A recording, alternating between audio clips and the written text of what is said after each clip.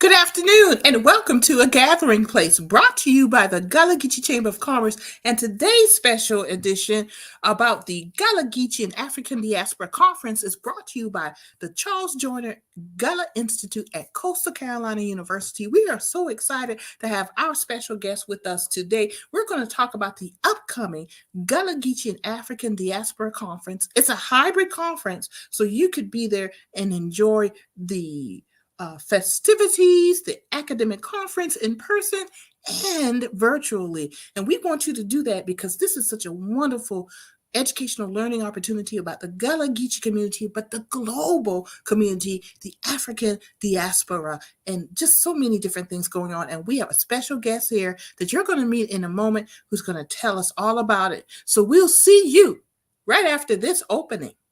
Hello, I'm Marilyn Hemingway, and welcome to A Gathering Place.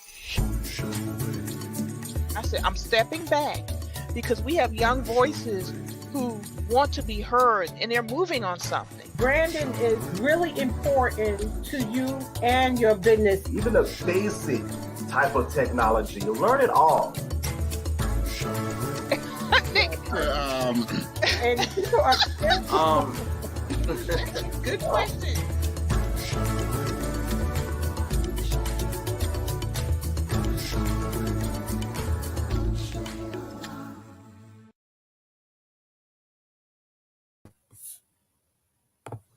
Well, we're back, folks, and I'm looking forward to this conversation because the theme for this year's Gullah Geechee and African Diaspora Conference is Who Owns This? So we want to dive into that theme, and we want to dive into all the activities that are happening. And of course, if you have any questions or comments about anything that we're talking about, please drop them in the comments and we'll share them with our viewers and hopefully get those questions answered. Let's not delay any further and let's welcome to join us, Miss Ashlyn Pope, who is Associate Director and an artist in her own right. And she's at Coastal Carolina University at the Charles Joyner Gullah Institute. And I am just so excited to have Ashlyn here with us. Ashlyn, welcome. Hi, thank you. Glad to be here. Yeah, it is so good to have you here. And I must say that you are beautiful. You look at that beautiful artist thing going on, that creativity, just something about artists who could put things together and it just makes a statement. So, girl, you making a statement today. That's what I got to say. So let's hear a little bit about you. Prior to the show, we were getting to know each other a little bit, and you were telling me a little bit about your background because you grew up in New Jersey, but you are Gullah because of your personal family connections, and it speaks of the personal story within the greater migration story of African Americans in this country, but also your talent, your creativity. So tell us just a little bit about who you are and your connection to Georgetown. Absolutely. So my family is actually descendants of people from Georgetown. I, like you stated earlier, grew up in New Jersey, but my grandmother and my mother were actually born here. And my mother was born in Orangeburg County. So she's from, close to Charleston. And so, but my mom actually born here, but she was little, left when she was young, and so raised in New Jersey as well. But yeah, my family is from here, and I have, it's my great grandmother who was actually born in Georgetown, and her father's from Georgetown. So we have a lineage still there. We actually have family who still lives there as well. So it's really wonderful to get an opportunity to be back. So I have to ask you a question because this is the thing that we do. Now, what's your family name? Westcott is my Westcott. Westcott. I've heard of some Westcotts, and this is the Georgetown connection. Yes. Okay, I've heard of some Westcotts. I got to think about who. That's what we're gonna ask. We're gonna ask, what's your family name? Who your family? I gotta get it right. Who your family? Yeah. And what church? Now, what church you connected to now? Now I know I'm AME. I grew up African Methodist Episcopalian. Okay. But which church down here in the South, I'm not positive. Okay, but hey, that's AME. That's close enough because you're gonna meet an AME church every 15 miles. So I'm not surprised at all. on, I have this. This is just part of the conversation in the community. People gonna ask you, who your family? Who your family? Yeah. And then what church you go to? You know, because then you start making connections, and you know what's going to end up happening. Somebody going to find out we cousins. You know, so and so married to so and so, or you know, my great granddaddy was your daddy's grand uncle, or something, and we all gonna be related. Because as I like to tell people, just follow the water. Just follow the water, and you're gonna find some connections. So you better be careful who you're talking about, because somebody gonna be related to somebody. I got family in New Jersey, New York, Philadelphia, all that too, because of the Great Migration. You know, but yeah, that's the biggest source. So tell us a little bit about the creative, your artist, because I'm really fascinated by that too, because I don't meet everyone, a lot of folks who would do what you do. So tell us a little bit about your artistic journey. Okay, yeah, absolutely. So I will tell you, it starts off with my mom. She told me at 2 years old, of course, I don't remember this, she put a pencil in my hand and she said she couldn't pry it out of it. And so, I mean, it's funny because even at this point, she, when we talk about it, she was like, it's crazy because you were a kid that to punish you, I had to take the sketchbook from you and make you go out inside and play. She was always like confused by that. But I was obsessed with art, you know, creating images. And then I just kept developing that ability, so much so that I couldn't see my life being anything else but an artist. And so I actually went to school originally for fashion design. And so I have a fashion degree too. And I started working in that world and discovered like it was a brutal world that I didn't necessarily find myself attracted to fighting in, because that's the way you have to look at it when you get into that world. And I went back to school and stuck to art. Originally, I was a drawing and painting major. And then I actually lived abroad. I moved to Italy for 3 months. And while I was over there, I fell in love with three-dimensional work. And so when I came home, I was like, I'm taking a 3D class. And I wanted to sign up for sculpture so bad, but sculpture had ended up being like totally booked, couldn't get in there. And what was available was ceramics. And I take this ceramics class. My first project absolutely fell apart. And I fell in love because it was going to challenge me, you know, like every day was going to be a different challenge. And so I like that. I like this thing that didn't just necessarily come easy. I had to fight for it. And so ceramics became my thing. I also ended up discovering printmaking around the same time. And so I kind of combine the way that I look at printmaking and the way that I do my ceramics. They kind of start to blend and meld themselves together. And so, yeah, I just use a lot of what I learned through all the different mediums of art to kind of create ceramics that are uniquely mine. Yeah, I was going to ask you that question. You jump ahead. Do you blend the two forms of creating art, the block printing with the ceramics? And you answered that question. I just really am fascinated by that, and really thank you very much for sharing that with us, because I'm dating myself now. I remember in the 1970s, ceramics was big. And I'm a military brat, especially on military bases, because you have all these extracurricular activities they would provide. And ceramics was huge. We still have stuff in our house now that my mother and we made back in the 70s, you know. And unfortunately, most of them were ashtrays. But not too artistic at all, but you know, it's like make an ashtray. It's a start. It's a start, though. So many people smoke. You didn't think about ashtray, you know, ceramic. But I know your work is much bigger than that ashtray that we all made. And I know my mama made some stuff too, but it's fascinating because I have not met a lot of part of ceramic, you know, folks doing ceramic. So man, that is exciting. But you know, we are here to talk about the conference, so we can go ahead and talk about the conference. But before we do, I want to remind everyone that this show is brought to you by the Charles Joyner Gullah Institute at Coastal Carolina University, and also I'm gonna pronounce it all kind of wrong. Athenaeum Press.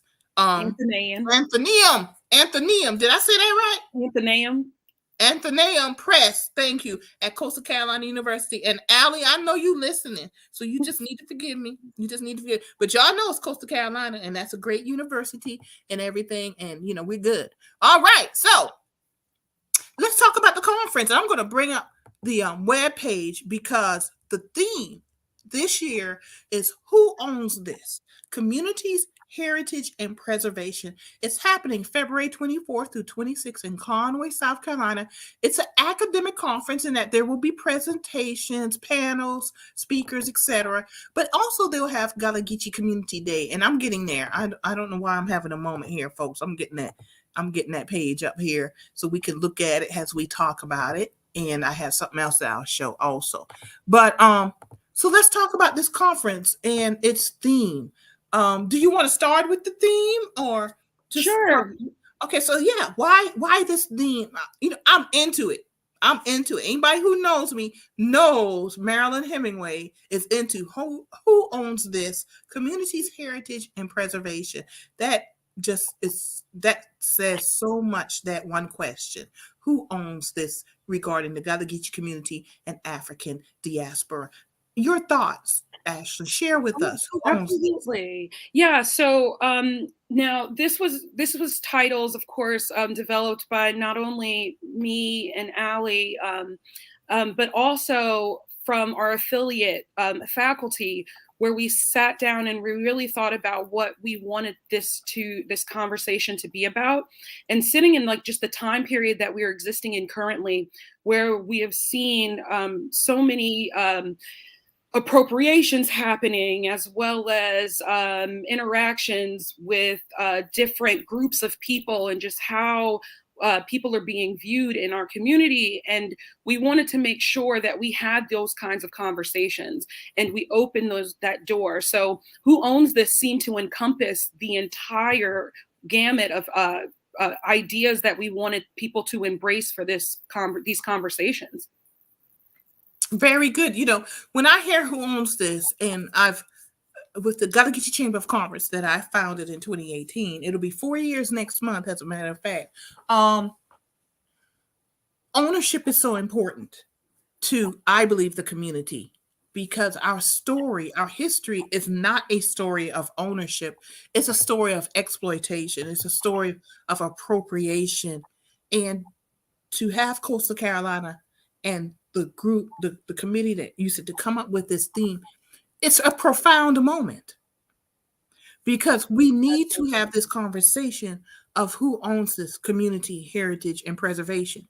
Absolutely. From the point of view of the Gullah Geechee Chamber of Commerce, which is an economic entity, it's about the creation of global awareness, profitability, and sustainability of African American businesses. Mm-hmm. It is so important that we understand ownership of our community, ownership of our heritage, and the preservation. And once you own it, you will understand the need to preserve it. Absolutely. But not only to preserve it, because we are an economic entity, is what percentage do you want to monetize so that you create economic independence within the community itself? Absolutely. And I like to say, monetize 10% so we can retain control of 100%. So when this theme was created, thought of, how much thought was put into, in particular, possible economic uplift, generational wealth, if at all, or was this more of an academic effort? Explain to me where that came from. So the way that we thought about it, they were all conversations that we were having within our group of affiliate faculty. We were having these kinds of conversations already, and we wanted to give it an opportunity to makers and thinkers and writers and lecturers and people who are actually studying these kinds of movements within these communities, to be able to actually talk about it and state that. And so they were definitely conversations that we were having, but we felt like we weren't the ones who needed to have those conversations, but look at the people within these communities who are having them already and give them a platform to be able to talk about it. So is there any concern that having these conversations that there may be appropriation? I think there's always that kind of concern. I think you can't get away from that concern, but if we don't have the conversation, how do we get to the next stage? So that's kind of what we're trying to do here, is get us to the next stage as people, as a community. So if we feel like it's necessary. So what are the thoughts regarding the next stage? What are you hoping that out of this conference you have a better view of the next stage, or do you have an idea already what the next stage would be? I think part of this conference is part of helping us determine what the next stage looks like. But I'm a firm believer personally in that the next stage can't be planned by the people who are like us sitting in just these rooms, but it has to be about within the community itself. So it's kind of a joint effort. And I don't think it's something that I should determine, or us as the institute should be determining, but it should be a broader conversation within the culture and within the communities themselves that whose story it actually belongs to. I'm glad you said that. That's just so important, and that goes back to that ownership of it, of the culture. And I have here, I hope folks can see it. This is, let me try to hit it right. You can see part of it. This is the schedule, and it's comprised of individual speakers. It's comprised of a puppet processional, in which I'm really excited about, a grant writing workshop. It's just so much. You're doing a block print making workshop. Mm-hmm. These things that are embedded in the culture, a reflection of expression within the culture. Let me see what else we're doing. Documentary screening, Saving Sandy Island documentary, Charlie's Place, Between the Waters. There'll be musical performances, cooking demonstrations, racialized table talks. Now that's a good one. I got to see that one. I just had a talk today about candid conversations in Black and White about race, doll making workshops, Zenobia Harper, Past Purpose and Providence, the Praise House in Gullah Geechee communities, jazz combo. That's the opening ceremony is happening at 10 a.m. So I see this. So is this one? All of this is happening on Saturday? Or I believe that's the community day pamphlet, right? So yeah, all that's happening on Saturday. It sure is the community day. So yeah. So how do I so let me ask, so if I want to attend this, and I know it's going to be a hybrid. So first, if I want to attend in person, what do I need to do? So in person, actually, you just come. You come to downtown Conway, and it gives the address, I believe, on there where you can see where the opening ceremonies are happening. And it's a free day. It's a day that it's built around the community itself. It's built around conversations, of course, but it's actually built around having families there. I think it's important to have families come out and experience cultures that they may or may not know about that exist within their actual area, their own communities. And so, yep, you just come on out and you join us. It's free and open to the public. You can bring your kids. There's going to be workshops happening. I've got the printmaking workshop. I'm doing also a little ceramics workshop as well. And I know there's a Afro dance workshop happening. So there's so many different things occurring. And it's a wonderful opportunity to just come experience food. So it's going to be a wonderful experience to have everyone come out, and it's worth coming out, I believe. Yeah, I'm trying to show this, a wonderful map. The design for this brochure here for Gullah Geechee Community Day, it's just a beautifully well done design. It is well planned out.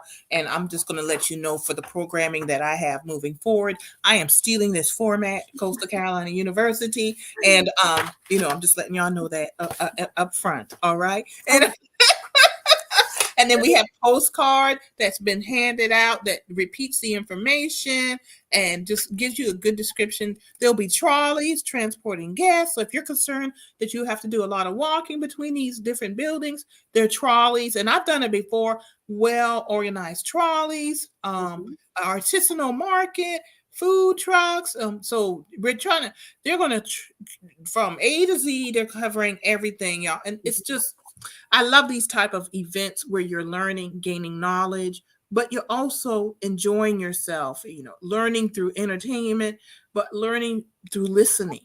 Absolutely. Which is just so very important that too many times that we simply just don't listen. So it's music, food, performances, and history. Saturday, February 26th, 10 a.m. to 4 p.m. downtown Conway. It's free and open to the public. Gullah Geechee Community Day. Wonderful, wonderful event coming. And for anyone who isn't comfortable, because we recognize that the reason why we planned for this to be a virtual or a hybrid conference is because we knew that some people aren't necessarily comfortable coming out just yet because of what we've been dealing with for the last 2 years in COVID. So and we wanted to make sure people felt comfortable.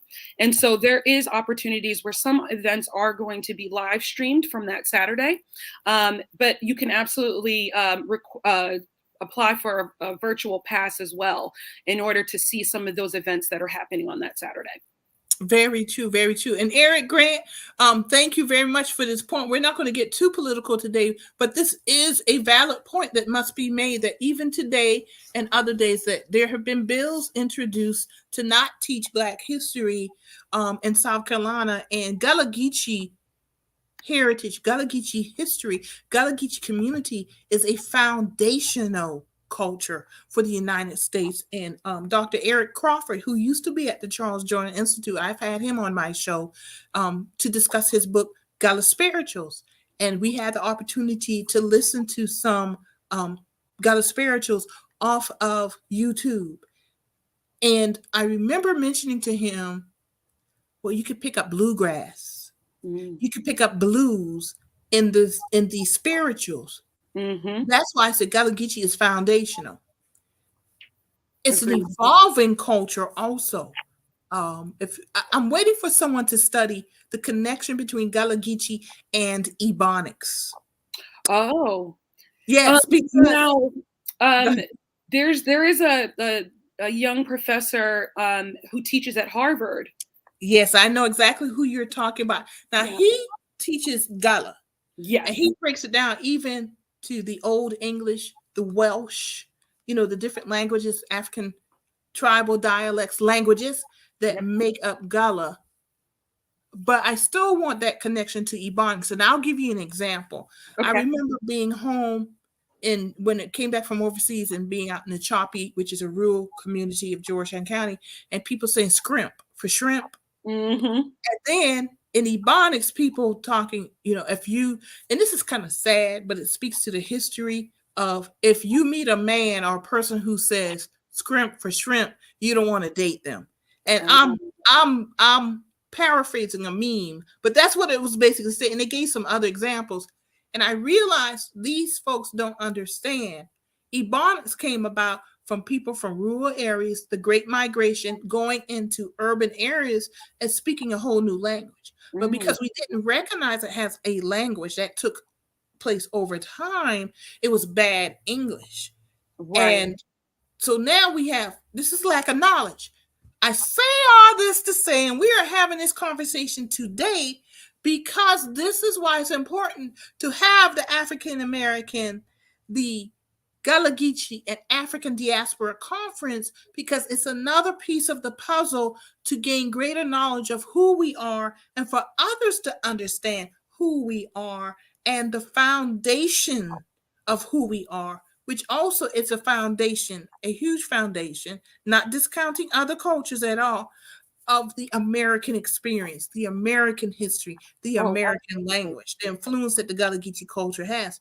And this conference is a good place to get that academic flavor, but also that community flavor where you actually have an opportunity to be immersed in the community and learn something. And that's why it's such a wonderful event. And Go ahead, that's also so that's also why we planned it the way that we did plan it. So where on Thursday we're coming into the community itself. We're coming into Plannersville, and we're coming in to see, like, kind of just experience just part of the actual land that this group of people have lived on, right? And then Friday is like where you get a lot more of the academics, and that's on CCU's campus, so Coastal Carolina's campus, where so many different lectures and panels and discussions are happening across a lot of the academic parts, but where the community actually gets an opportunity to participate as well, right? And then we're having community day where we just get to celebrate. We get to celebrate this culture, as well as just the African diaspora as well. So it's an incredible experience where we're trying to say it's more than just being in these closed rooms where these conversations are happening. It's just as important to enter into those communities as well and see for yourself and understand and learn from the people that exist in these spaces, because there's always going to be someone who wants to talk about it, but how about we go into them and meet them? That's just as important. And not only meet them, but honor them. Absolutely. And respect them, because and I'm just going to say this because we're having this conversation. It's people have been in the communities, but unfortunately it comes from whether it's intentional or not, appropriation of the culture rather than the celebration of the culture and recognizing who owns the culture. Absolutely. And that's so important. Just very quickly, since we have the question up here, do we pay for virtual attendance? Yes. So the virtual attendance is $20. And so like I stated a little bit earlier, it will get you access to all of the recordings and panel live streams that we're able to do for that. So it's $20. Very good. And you can go to the website and get registered. And let me see. I'm going to put that up for folks so that you can get there, because you definitely want to be a part of this. All right. So we're going to show that website again, and you go there and you register. And I think $20, and that's for the Gullah Geechee Community Day. That's actually for the Friday. It's the actual lectures and panels and discussions that are happening. That's $20. The Gullah Geechee Community Day is free. Okay. Yep. You can come out. And now some of the Saturday events that are happening, there is a more limited streaming because of how spread out we are. But there are some streams that are happening virtually for the Saturday. Okay, very good, very good. So y'all go ahead and get registered. This is well worth your time and effort to be registered for this event. So what else do we need to know about this event? Just in comparison to talk about the 2020 stats a little bit. So this is, or just how this has come together. This is our third year doing the Gullah Geechee conference, but it's our second year of Community Day in Conway. And so we thought that was really important to bring back this year too, since it went over pretty well in 2020. And then we had 800 participants last year, and I thought that was an incredible experience for 800 people to kind of want to involve themselves. And we added a whole bunch more workshops and food trucks, and it's just something for the whole family to come in and enjoy. Yeah, it is. And I did it in 2020. I did a visit, and I spent the day there, and y'all, it is well worth it. Family, it's a great way for kids to start learning. And it's unfortunate that we have CRT that's under attack. That's a different conversation. But now we have bills in our state house that are saying, to prevent Black history being taught, and there are ramifications, consequences to that. But to have the counter argument, and it's sad that we have to say that, you first have to start from a base of knowledge. And this conference is actually a good opportunity to start getting knowledge about a foundational, evolutionary culture that impacted all of American history. And I say evolutionary because the language itself is if you think about it this way, enslaved individuals from different tribes were put on boats together, sent to destinations unknown until they got there. And they had to communicate with each other under the worst of circumstances. And they had to communicate out of fear, out of out of confusion. And they took those African tribal languages and they took English, depending on who were the enslavers, English, Dutch, Spanish, French, and they made a whole new language. That's evolutionary. Absolutely. And I think since then, the language itself has evolved, and that taking bits and pieces as we've gone along and grown, but having that fundamental African tribal language base and the other languages that influenced it. It's a beautiful musical language, but it's more than a language. It's an actual culture. How we eat, what we eat, how we worship, how we celebrate our spirituality is all a part of this culture, how we communicate with each other. That's what cultures are about. It's about the individuals working together, communicating together to make the greater society. Absolutely. And it's foundational because I say all those, also Native American. Oh, absolutely. How did I even forget that? Native American is also involved in that. And this is something to be celebrated. And I applaud Coastal for taking it to the step of having this conference, because now you're bringing in these different voices from the African diaspora that can show you the connections from the language to geographic place, landmarks that influence all of us, so that you and I can have this conversation today. Absolutely. The fact that you're part of the Great Migration, and I am too, even though my family stayed here. Many of my family members migrated. So when you say New Jersey, I know I got family in New Jersey, New York, Connecticut, Philadelphia, Delaware. You just go up in the Eastern Seaboard, but also Minneapolis, Chicago, Detroit, California, Alabama, Louisiana, Mississippi, because people migrated. We did. They migrated to escape violence. They migrated for education opportunity, and they educated for economic opportunity. So to have a conference that brings together researchers, people who have studied it, who've created a base of knowledge, it's a wonderful thing. And to have the opportunity to tap into that base of knowledge is a wonderful thing. So I want to salute Coastal Carolina University for hosting this conference that's happening February 24th through the 26th. And you could go to the website that's scrolling at the bottom of the screen and get registered, folks. And of course, on Gullah Geechee Community Day, it is a free event. Ashlyn, what else do we need to know? What else do we need to know specifically? So I would like to tell you guys just a little bit more about the celebratory day a little bit. So the art processional that's happening with Dennis McNett, it would be incredible if people came out and you join in. You can bring your drums and be part of that. You can stand up there and sing. You can wear your masks. I know there was a wonderful opportunity, I believe it was that last night, where Dennis hosted a workshop where you guys got to make some masks. Yeah, in Georgetown. It was fun. I was told it was wonderful. And so that's an opportunity to come out and showcase what you've done. And the processional, Dennis is more than excited to have the opportunity to work with this community. He's so enthusiastic about it. And he wants to make sure that everyone knows that he is here as just a facilitator, that this is our thing. And so he just wants to help guide it. And so I think that's an incredible way for an artist to think.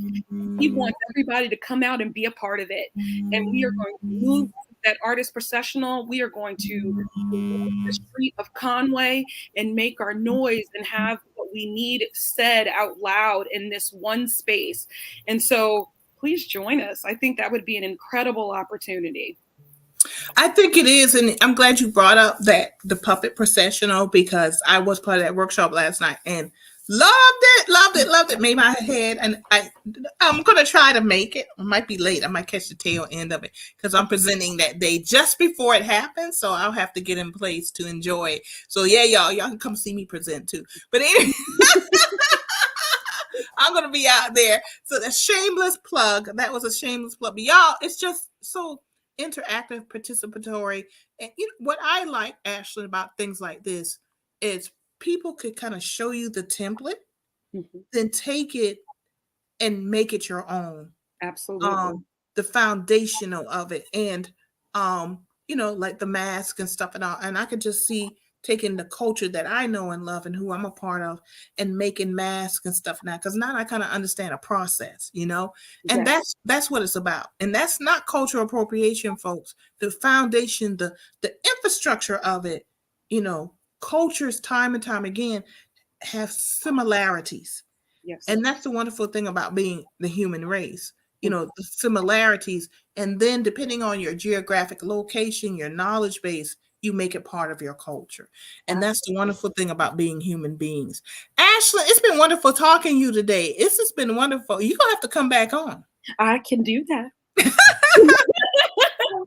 And talk to us. And I want to see some of your work. We need to share some of your work with our viewing audience. So if you could join us again and just come to your studio space, we can make stuff like that happen.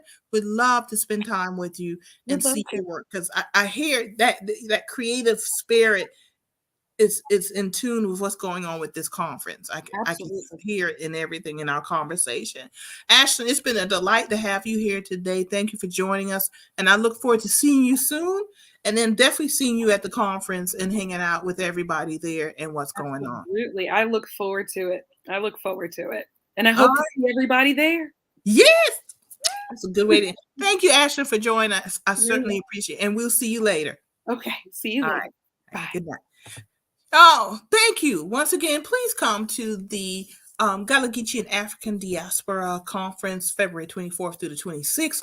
Scrolling at the bottom of the screen is the website. Just go to coastal.edu, Joiner Institute/conference, and just Google it, Gullah, Geechee and African Diaspora Conference 2022, and it'll come up in Google, and you can go from there, get registered, or come on out to Gullah Geechee Community Day.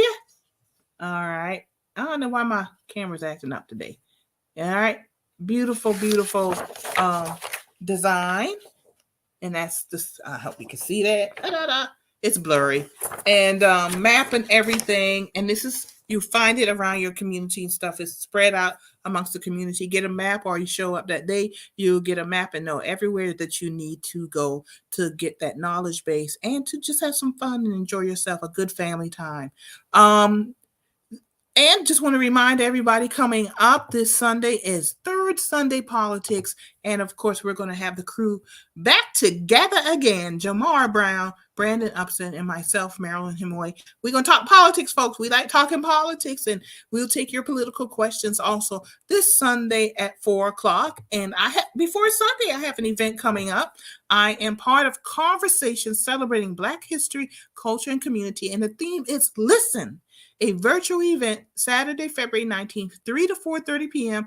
I will be joined by Akil Stevens, who will be the moderator, and Damon Fordham, professor, author, and storyteller. And if you follow A Gathering Place, you know Damon has been on our show. He's a great historian. He has a great base of knowledge. He's written 4 or 5 books. His newest one will be coming out in September. And he's been on the show more than once to talk about history. And this is, usually I'm the one asking the questions, being the moderator. So it'll be nice to be in a position where I get to answer the questions also. And of course, let me see what else is going on. The conference, of course, the celebration, Listen, and that is brought by the Stone Soup Storytelling Festival in Spartanburg, South Carolina. This conversation celebrating Black history, culture, and community. Listen. Register for free on Eventbrite or stonesoupsc.org, because that is part of the Stone Soup Storytelling Festival. And I applaud Karen Page Davis for organizing that. And also Hunter Hunter McLeod, who has helped also organize that event. I think that's all we have, folks, coming up. I am going to be in Columbia tomorrow for a legislative day to address some environmental issues, so I'm going to be bouncing around. Oh, I know what I forgot. If you are a Gullah Geechee creator, the Ralph H. Johnson VA Medical Center is going to be hosting on February 25th Gullah Geechee creators. If you are a Gullah Geechee artist and you want to be part of that event where we honor our veterans during Black History Month, please contact me at 843-318-8644. That's 843-318-8644, or Marilyn at GullahGeecheeChamber.org. Marilyn at GullahGeecheeChamber.org, because let me show that. This is want to be on a gathering place, email us, but there's my email there. If you are interested in being part of the exhibit, get in touch with me. We have some great creators and artists. Ashlyn Pope is one of them, who will be participating in that Black History Month at the Ralph H. Johnson Medical Center in Charleston, South Carolina. We'll be profiling some Gullah Geechee artisans and just doing an exhibit. That's Friday, February 25th, to just, give our veterans a chance to learn more about the Gullah Geechee history during Black History Month, the Gullah Geechee culture. And that's a good thing.